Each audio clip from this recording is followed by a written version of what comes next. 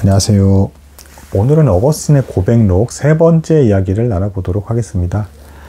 오늘 이야기는 책의 순서상 이제 어거스틴의 생애를 짧게 요약적으로 나누는 순서예요. 근데 문제는 뭐냐면 이분의 생애가 너무 극적이기 때문에 탕자에서 성이 된 그런 분이기 때문에 짧게 요약한 생애조차도 나눌 게 많습니다. 그래서 이 이야기를 둘로 나눠서 이제 전달해 드리도록 하겠습니다. 오늘은 어거스틴의 인생의 전반기를 나눠보도록 하겠습니다.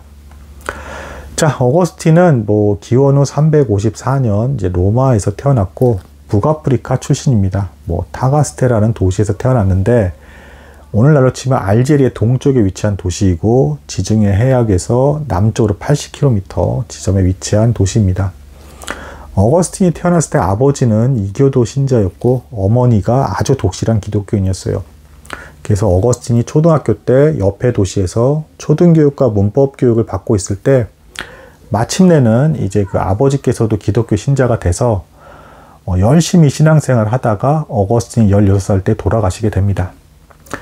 자, 근데 문제는 어거스틴의 삶의 문제는 이제 17살 때부터 시작이 됩니다. 어거스틴이 학문적으로 더 성취를 이루기 위해서 이제 북아프리카 최대 도시라 할 수 있는 카르타고로 떠나요.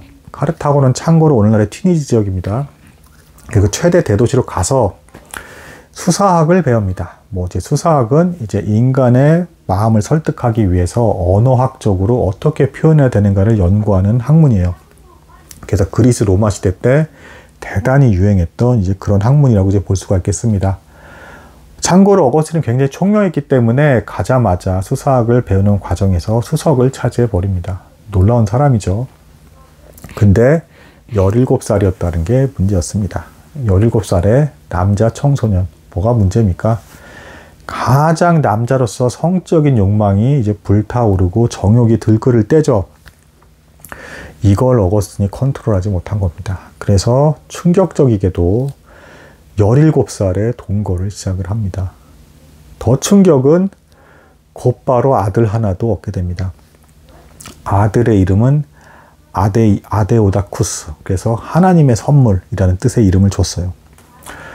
방탕한 생활하는 중에 그래도 아들 이름은 또 하나님의 선물이라 이름을 지은 겁니다. 참 모순적인 부분인데, 그래서 이 카르타고에서 4년간의 이제 생활을 해요. 이제 17살 때부터 21살 때까지.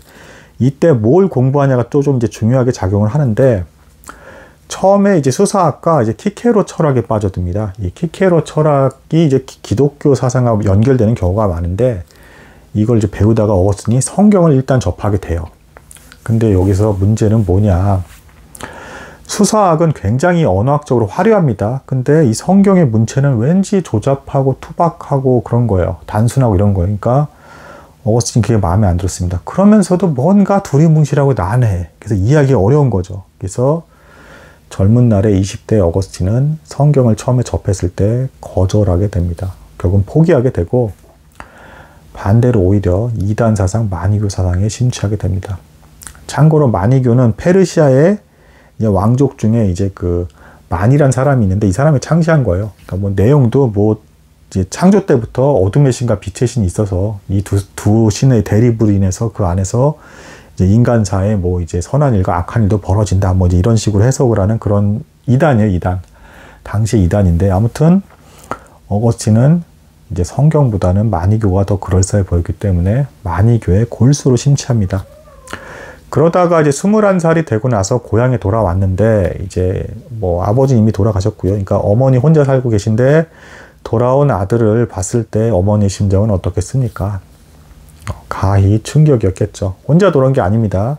동거인과 4살 된 아들까지 대동해서 데리고 온 거예요. 무엇보다도 어머니가 가장 싫었던 것은 아들이 이단 마니교 신자가 됐다라는 겁니다. 그래서 한동안 처음에 만나자마자 같이 겸석해서 식사를 안 했어요. 어머니가 아예. 그러다가 어느 날 어머니께서 꿈에서 네 아들 어거스틴이 하나님께로 돌아올 것이다 라는 내용의 꿈을 꿉니다. 그리고 인근 지역의 교회에서 열심히 기도를 하는데 사제 하나가 울면서 기도하는 그 어거스틴의 어머니 모니카의 모습을 보고 이렇게 눈물로 기도하는 어머니의 자식이 멸망의 자식이 될 리가 없습니다. 걱정하지 마십시오 하면서 격려의 말을 듣고 이것이 어머니 모니카에게 믿음의 확신으로 다가오는 이제 말이 돼서 이때부터 아들 어거스틴은 반드시 하나님께로 돌아갈 거야 라는 확신 가운데 아들과 이제 같이 식사를 하면서 상대를 합니다. 근데 이런 어머니의 꿈과 사제의 그 격려의 말에 의한 확신과 계시를 비웃듯이라도 하듯이 어거스틴은 여전히 세상 욕심에 사로잡혀 있는 상태였기 때문에 22살이 되던 해에 다시금 대도시 카르타고로 떠납니다. 목표는 거기서 수사학 학원을 차려서 떼돈을 벌겠다. 이게 목표였던 겁니다. 세상적으로 큰 학원을 차려서 유명해지기도 하고 동시에 떼돈도 벌겠다. 이게 이제 인생의 목적이 된 것이죠. 그래서 거기서 카르타고에서 생활을 하는데 여기서 또 희한한 경험을 합니다. 카르타고에 마니그 신자들이 많아서 어거스틴이 마니그 신자들과 막 교류를 하는데 너무 열심히 어거스틴이 마니교 가르침을 배우니까 주변 사람들에게 물어봤을 때 마니교 신자 중에 어거스틴의 답을 제대로 해주는 사람이 없는 거예요. 그래서 마침내는 마니교의 총감독이라 할 수 있는 사람과 어거스틴이 만나게 되고 심지어는 이 총감독조차도 어거스틴의 질문에 답을 하지 못하게 됩니다. 그 시간이 더 지나니까 거꾸로 총감독이 어거스틴에게 마니교에 대한 질문을 막 하는 거예요. 이때부터 어거스틴이 황당해하면서 마니교는 아닌 것 같아, 이상하다라는 의심을 품기 시작을 합니다. 자, 그러다가 이제 어거스틴의 욕심이 더 커져서 이제 로마로 가서 거기서 대형 학원을 차려서 출세하겠다라는 계획을 세우게 됩니다. 그래서 진짜 로마로 건너가서 거기서 학원을 차리고 이제 수사학을 가르치기 시작을 해요. 근데 문제는 뭐냐? 이제 뜻대로 이루어지지 않게 되는데 로마 학생들이 타 지역에 비해서 신사적이긴 한데 이제 폭력도 들쓰고 신사적이긴 한데 너무 얍삽한 거예요. 수강료를 낼 때쯤 될 때 단체로 확 그만둬 버리는 겁니다. 그러면서 수강료를 제대로 못 받게 되니까 어거스틴은 로마를 너무 싫어하게 되면서 언제든 기회가 나면 빨리 떠나야겠다라는 이제 생각을 하기 시작을 합니다.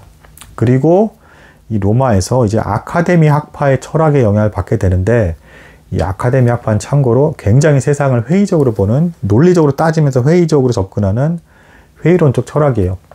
그나마 다행인 건 이 논리적으로 접근하는 이 철학 때문에 마니교는 이제 포기하고 버리게 됩니다. 그런 와중에서 결국에는 어거스틴은 28에서 9살쯤 됐을 때 이제 드디어 밀라노로 떠나게 됩니다. 여기서 이제 운명적인 만남을 만납니다. 밀라노에 아주 유명한 감독이 있었어요. 그 이제 기독교계 감독이라 할 수 있는 사람인데 암브로시우스입니다. 어거스틴은 암브로시우스를 만나자마자 이 사람 뭔가 다르다. 굉장히 영적으로 맑고 탁월한 사람이다 라는 걸 본능적으로 직감을 하게 되고 대화하는 와중에 새로운 관점을 부여받게 됩니다. 암브로시우스는 어거스틴에게 이렇게 말했습니다. 알기 위해서는 먼저 믿어야 됩니다. 이 내용이 이제 어거스틴에게 굉장한 충격으로 다가오게 됩니다. 믿어야 알 수 있단 말인가. 굉장히 관점의 전환이 이제 발생하기 시작하고요. 또한 이때 신플라톤주의 철학에 어거스틴이 심취하게 되면서 이제 플라톤 철학을 접하게 되는데 이 플라톤 철학이 기독교의 어떤 그 교리 체계와 되게 비슷한 점이 많습니다. 뭐 이데아 이제 사상이 좀 이제 천국 지옥과 좀 비슷하기도 하고 뭐 심지어는 뭐 플라톤이 뭐 인간의 본분은 가장 완벽하고 아름다운 신을 닮아야 되는 것이다. 뭐 이런 가르침, 그런 말을 남겼는데 기독교에서도 예수 그리스도를 닮아야 된다는 가르침이 있죠. 이렇게 굉장히 연결되는 부분이 좀 많아요. 뭐 일설에 의하면 뭐 이렇게 이제 추정을 하기도 합니다. 그 성경의 구약 시대 예레미야가 나라가 망한 뒤에 뭐 그리스로 넘어가서 거기서 플라톤을 만났다. 뭐 이렇게 뭐 보는 관점도 있어요. 근데 뭐 아무튼 이 신플라톤주의와 암브로시우스의 가르침을 통해서 어거스틴이 점점 성경을 깨달아가기 시작합니다. 그러면서 점점 이제 기독교에 대해서 호의적인 태도로 바뀌기 시작을 해요.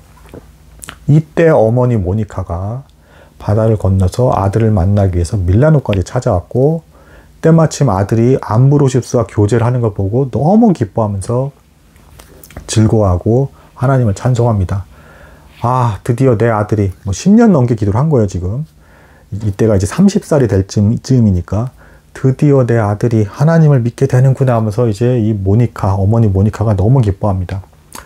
자, 그리고 그래서 어쨌든 이제 그 어거스틴은 계속 암브로시우스와 교제를 하는데 문제는 뭐냐? 이제 이성적으로 성경이 깨달아지고 호의를 갖고 받아들이는 상태까지는 됐어요. 근데 여전히 자신에게 남아있는 세상적 욕심, 명예, 출세욕이 남아있고 쾌락적이고 정욕적인 걸 추구하는 것이 여전히 남아있는 겁니다.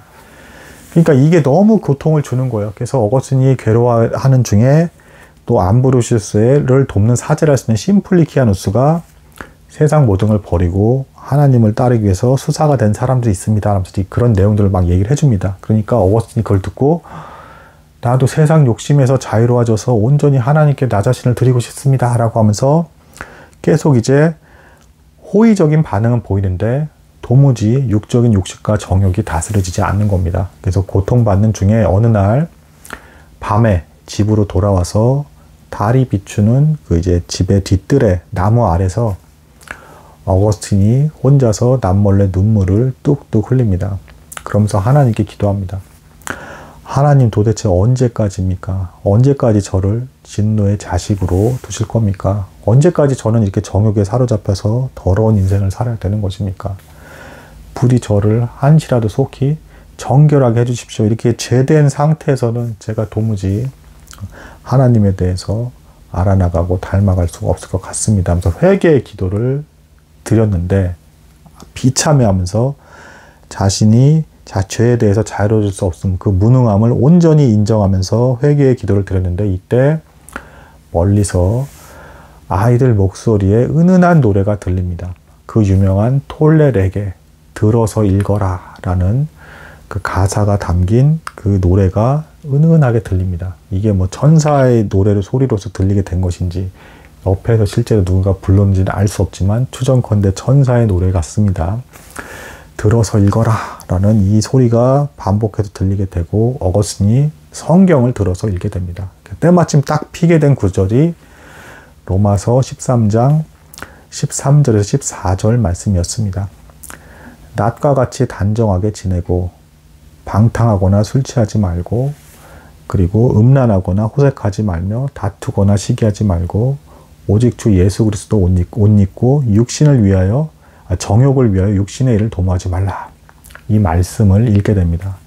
이 말씀이 믿음으로 갑자기 확 다가오게 되면서 어거스틴은 죄의 사슬이 끊어지고 자신이 죄에서 자유함을 이때 순간 느끼게 됩니다. 그러면서 너무 기쁜 나머지 어머니 모니카에게 찾아가서 내가 하나님을 드디어 믿게 되었습니다. 죄의 종이 아닌 하나님의 자녀가 되었습니다. 라는 고백을 하게 되고 6개월 뒤에 이제 암브로시우스에 의해서 어거스틴과 그 아들과 애 제자가 있는데 이 세 사람이 함께 세례를 받음으로써 드디어 이제 어거스틴이 기독교인으로서의 삶을 살게 됩니다. 오늘은 여기까지 놔두고 가겠습니다. 감사합니다.